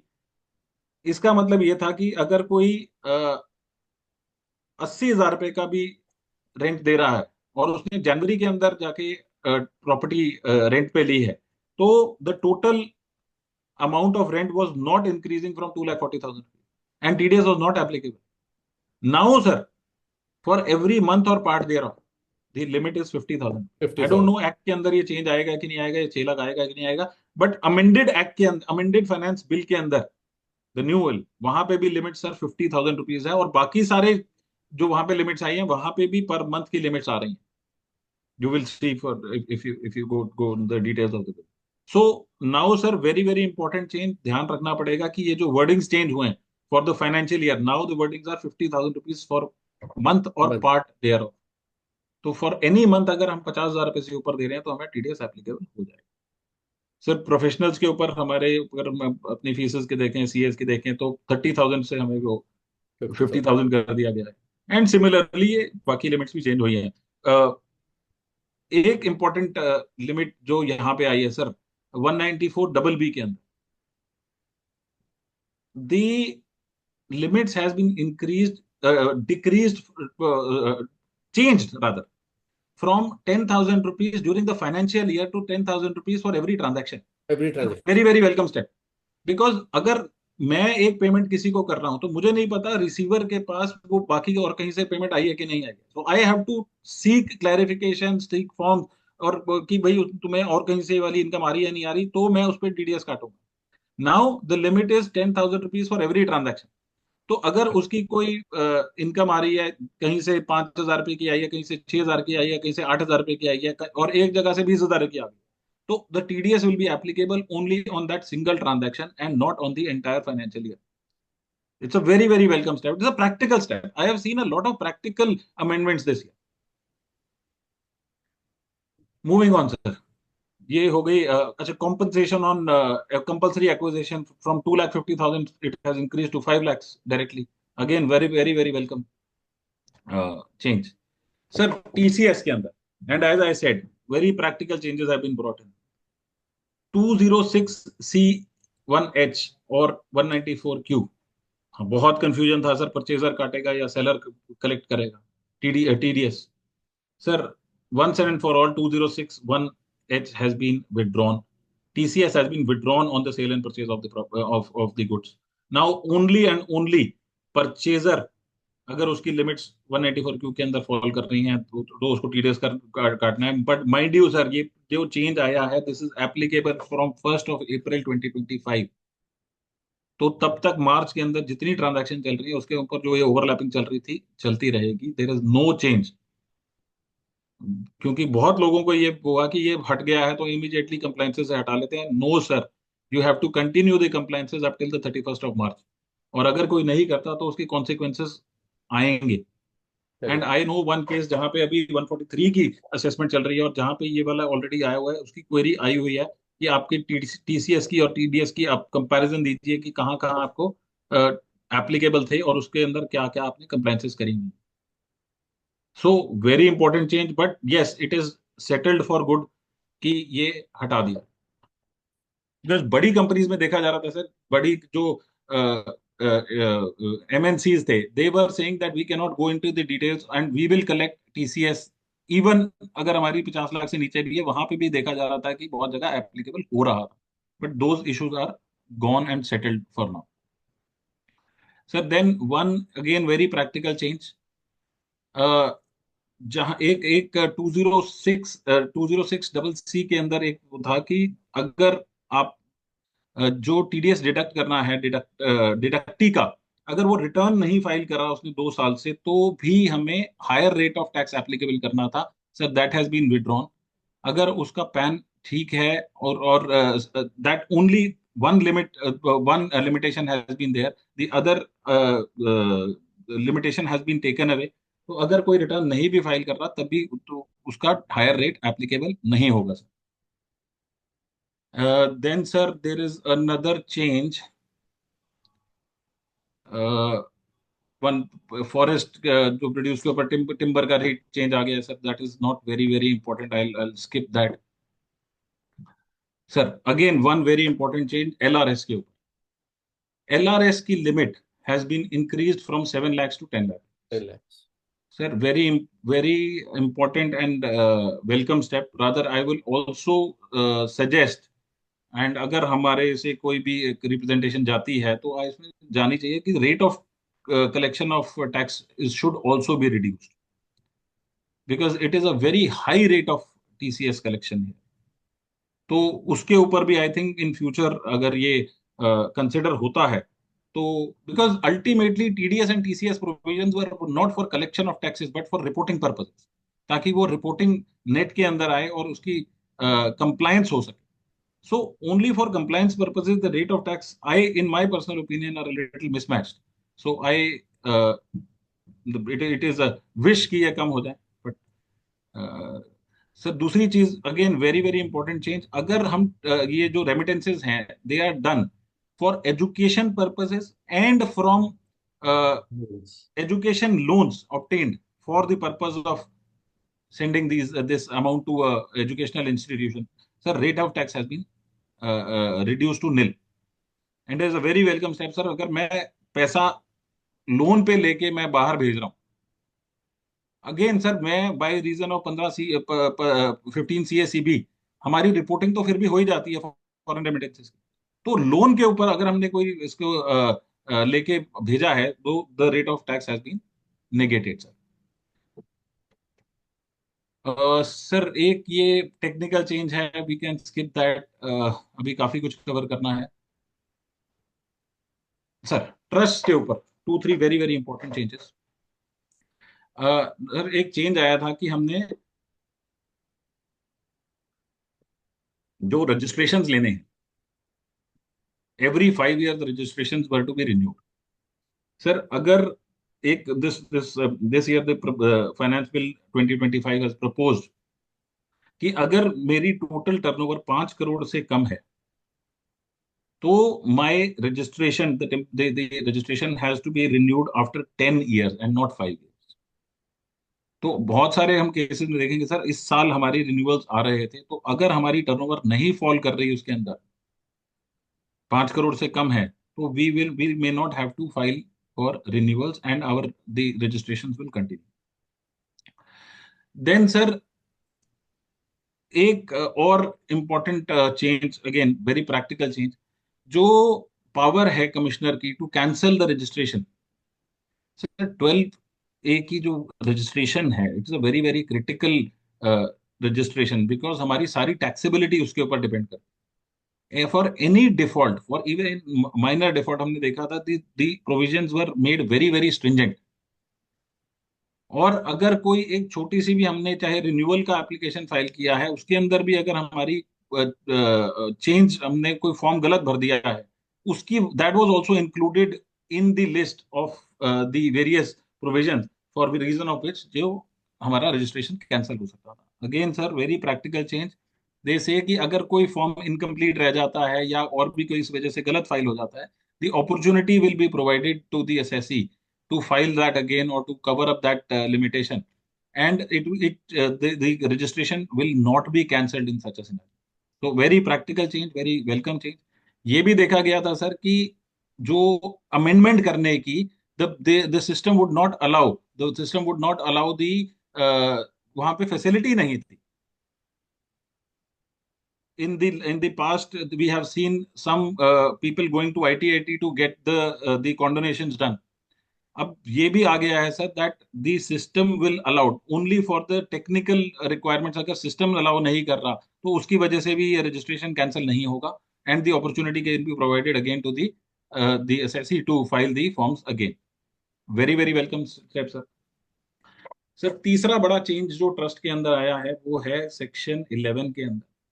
अगर हम 50,000 रुपए से ऊपर अगर कोई डोनेशन दे रहे थे या दे रहे थे तो उसको हमें रिपोर्ट करना था कि अपनी रिटर्न के अंदर वो भी स्पेसिफाइड पर्संस की लिस्ट से हटा दिया गया है। और sorry, the limit has been increase from 50,000 rupees to 1 lakh rupees. And sir अगर मैंने पास्ट के अंदर भी किया है, अगर मेरी एग्रीगेट जो इन्वेस्टमेंट है वो 10 लाख रुपए तक की है in the past years, so the limit has been increase to 10 lakh rupees, वहां तक भी मेरे को स्पेसिफाइड परसेंट से सेक्शन 13(4) के अंदर हटा दिया गया है। I do not have to report such contributions to any charitable trust. Secondly sir एक और प्रोविजन यहाँ पे था विच वाज वेरी एब्सेंट कि अगर any other person which is a relative और कोई ऐसी जहाँ पे मैं बेनिफिशियल ओनर हूँ या बेनिफिशियरी हूँ, उसकी भी हमें रिपोर्टिंग्स करनी थी। That is also taken away from the list of specified persons and the compliances have been reduced accordingly. Sir, moving on to penalties and prosecutions. Penalties की power sir to section 271C की, we have observed that in the past years also the power to levy the penalty has been shifted from the joint commissioner to the assessing officer itself. सर एक चीज और देखी गई है कि जो हम because of the faceless regime जो पेनल्टी इम्पोज करनी थी उसकी भी the faceless officer had to initiate the penalty और and for to levy the penalty also sir. अब वो उसको सिंक्रोनाइज कर दिया गया है। Even the faceless assessing officer will be empowered to levy that penalty and not seek a permission or not seek a approval from joint commissioner. So this is one major change in penalties. Sir, one again very very important change may be applicable to a lot of us. Sir, 270AA के अंदर हम we could get immunity from imposition of penalty. अब sir देखा ये जाता था कि immunity के लिए व्हाट वर द कंडीशंस कि अगर आप इसकी अपील नहीं फाइल करते हैं and within 30 days if you pay the entire tax and apply for the immunity from penalty, the officer could give you that immunity under section 270AA4। अब sir देखा क्या जा रहा था कि असेसमेंट होते हुए मतलब मान लीजिए 31 मार्च, अब जैसे 2025 को देखें, 31 मार्च 2025 की हमारी टाइम लिमिटेशन है when the assessing officer is to complete the assessment proceeding. Now all the proceedings are not completed in the month of March only. There are lot of proceedings जो शायद अभी भी चेंज हो गई हैं, जो पास हो गई हैं in the month of January, in the month of February. Now if in case an SSC wants to apply for this immunity, he will file a application. The assessing officer was required to pass the order within 1 month. अब वो फंसा हुआ है अपनी assessment close करने के अंदर। यहाँ पे हमारी टाइम लिमिट खत्म होगी, so a lot of confusion was going, so that time limit has been increased from 1 month to 3 months. So within a period of 3 months the officer can pass the order. This is one good and important change. Moving on sir, again 275 के अंदर sir this is an important change that has been brought in कि penalty impose करने की the limit has been decreased from 1 year to 6 months. Very important change. तो in case अगर कोई penalty भी appeal भी फाइल्ड है और हमारी पेनल्टी प्रोसीडिंग्स के ऊपर स्टे लगा हुआ है, तब भी इन दोज केस अगर हमारी अपील ऑर्डर आ गया है within 6 months from the end of the quarter in which the order is passed. Very important sir, calculation के लिए हमें बहुत जरूरी है। जिस दिन अपील का ऑर्डर आया है, मान लीजिए वो ऑर्डर आया है हमारा in the month of October, so इसका क्वार्टर कब खत्म हो रहा है? दिसंबर के अंदर। So after December we have to calculate 6 months. So this time limitation of section 275 has been amended. So and the time period has been reduced sir. Sir ये टैक्सेशन ऑफ नॉन रेजिडेंट्स फिर कुछ है। अब एक और important, मैं हालांकि ये हमने ऑलरेडी कवर कर लिया अंडर कैपिटल गेन्स। एक चेंज सर मैं बहुत इंपॉर्टेंट डिस्कस करना चाहूंगा जो कि फाइनेंस बिल में नहीं है, and it is still affecting a lot of SSC sir. Sir, the provisions of MSME have been amended. Yes. जो लिमिट्स थी माइक्रो स्मॉल मीडियम एंटरप्राइजेस की, दे हैव बीन अमेंडेड. इसका सर इफेक्ट कहाँ आएगा? 43BH के अंदर. BHP. तो जो लिमिटेशंस थी माइक्रो इंडस्ट्रीज की और स्मॉल इंडस्ट्रीज की, वो 5 करोड़ की जो टर्नओवर थी, वो 5 करोड़ से माइक्रो के लिए 10 करोड़ हो गई है. स्मॉल के लिए फ्रॉम 5 करोड़ टू 50 करोड़ जो लिमिट थी, that has been increase to from 10 crore to 100 crore. And sir वो जो मीडियम एंटरप्राइजेस की थी, वो 50 करोड़ से 250 करोड़ थी, increase from 100 crore to 250 to 500. Now sir 500 crore तक की टर्नओवर का जो बिजनेस है, that will be treated as medium enterprises. अब सर इसका इफेक्ट क्या आएगा? इफेक्ट इसका ये आएगा कि जो बहुत सारी मीडियम इंडस्ट्रीज थी जो सेक्शन 43BH से बाहर थी, अब वो स्मॉल इंडस्ट्रीज बन जाएंगी. तो जो भी मैन्युफैक्चरिंग यूनिट्स हैं, जो भी हम जिससे भी डीलिंग कर रहे हैं, जिसको भी हमने पेमेंट्स करनी है under 43BH, now sir again we have to do the entire exercise of asking our dealers कि आपकी टर्नओवर्स कितनी है. उनके सर्टिफिकेट्स हमें एक बार फिर से लेने पड़ेंगे. जो एक्सरसाइज हमने पिछले सालों में करी है, वो एक्सरसाइज हमें फिर से करनी पड़ेगी. And a lot of people will be affected by this provision. So this is a very very important provision. मैं ये इंक्लूड नहीं कर पाया अपनी पीपीटी के अंदर, but again this is a very very important and critical provision जो change आया है. Sir with these I think I have covered the major changes.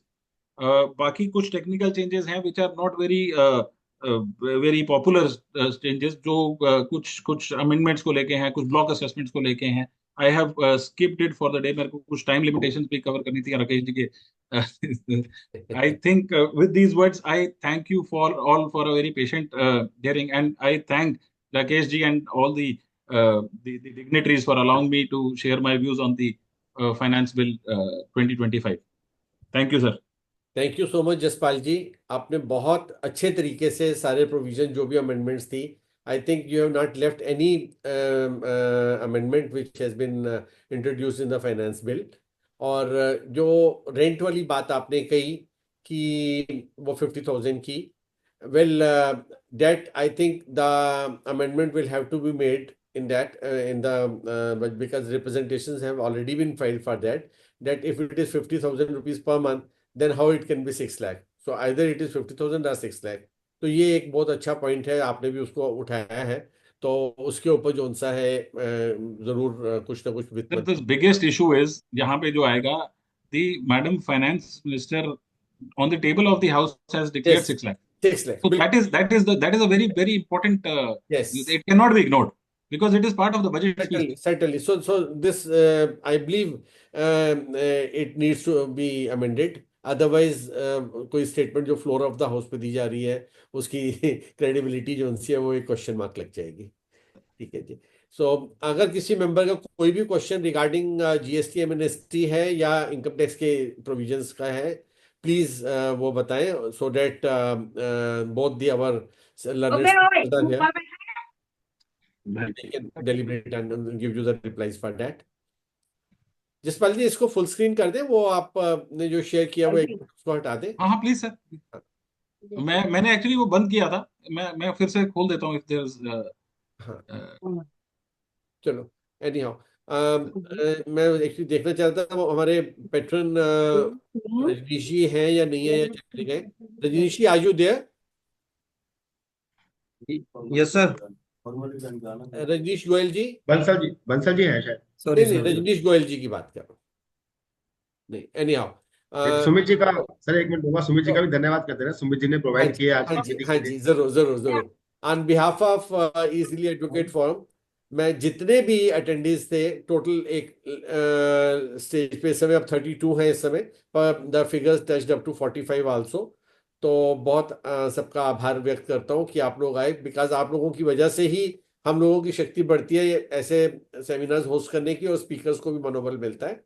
और सुमित जी आपका बहुत बहुत थैंक्स. आपने ये जूम का जो सारा सिस्टम जो उनसे अरेंज किया उसके लिए. और अशोक जी आपने बहुत अच्छा डेलीब्रेशन दिया. दोनों स्पीकर्स का बहुत बहुत शुक्रिया. और मैं सबका बहुत बहुत थैंक्स कहता हूँ, और आगे भी आने वाले टाइम के अंदर उम्मीद करता हूँ कि we will be holding it, जैसे अभी बात हुई इनकम टैक्स बिल्स के ऊपर, तो जो नए इनकम टैक्स के बिल्स के प्रोविजन है उसके ऊपर विल कीप ऑन डेलिब्रेशंस। और इसके साथ ही लेट्स एंड इट। और बस इलेक्शन खत्म हो जाए, उसके बाद सुरेश जी भी फ्री हो जाएंगे, अशोक जी भी, मैं भी, तो उसके बाद हम सीरीज ऑफ लेक्चर्स जो उनसे हैं वो शुरू कर देंगे। And we seek your blessings for everything. Thank you so much. Thank Thank you very much. Thank you, sir. Yashpal ji, thank you very much, sir. You. Ashok sir close कर दें। हाँ हाँ जी, जी, sir. हाँ जी, Please. Please thank you close. Thank you.